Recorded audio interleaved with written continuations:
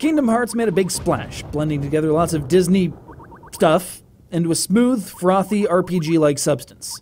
Hitmaker, on the other hand, didn't have nearly as much to work with, so they raided stock RPG worlds in the public domain, pulling liberally from Alice in Wonderland, some generic Nightmare Before Christmas pumpkin-y stuff, Japanese folklore, and whatever else happened to be on hand, all to bring you this, A Witch's Tale, baby's first RPG.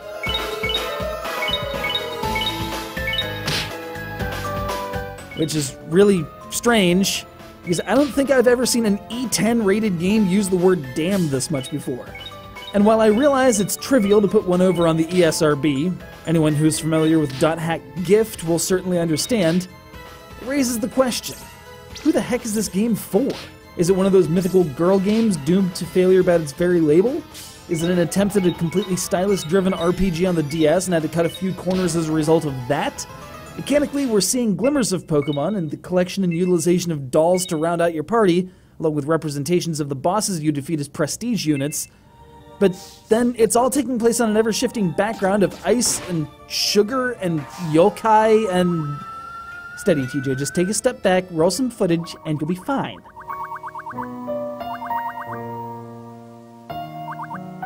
So we've got an overconfident, Etna wannabe witch in training who's after the greatest magic ever to magic in the history of magic, and accidentally releases an ancient evil who's been waiting a millennium to have her revenge. Yeah, that sounds about right. She's supported by her catgirl subordinate, a vampire who's really into tomatoes to the point where they're used as get-out-of-game-over-free buttons, and various NPCs appropriate to the 7 major areas.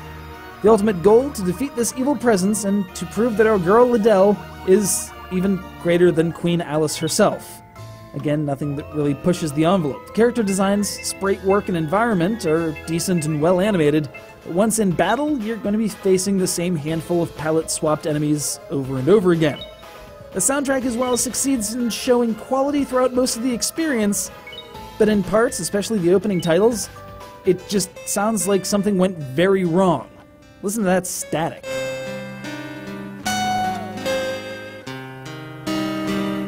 It'd be easy to take a rather poor view of A Witch's Tale, but then it goes and does something actually cool, like drawing the runes of your magic spells to power them up. It's a fun little tactile thing that sells the entire stylus-only concept rather elegantly. See, a shining glimpse of positivity that's mitigated by the rather unbalanced enemy encounters. You struggle through the early game, getting into real slobber knockers before you have the healing items or spells to do anything about it, the protagonist who's completely dependent on magic for attacking, resulting in several minute-long random battles. Then you develop an MP pool and obtain items, allowing you to just one-shot entire encounters if you so desire. Add in a near incomprehensible collect a deck of 53 card side quest. Well, it's not really the way to sell folks on RPGs as a concept, I fear. You'd have a better chance turning Final Fantasy into badly disguised Doctor Who fanfiction. Oh wait, that already happened.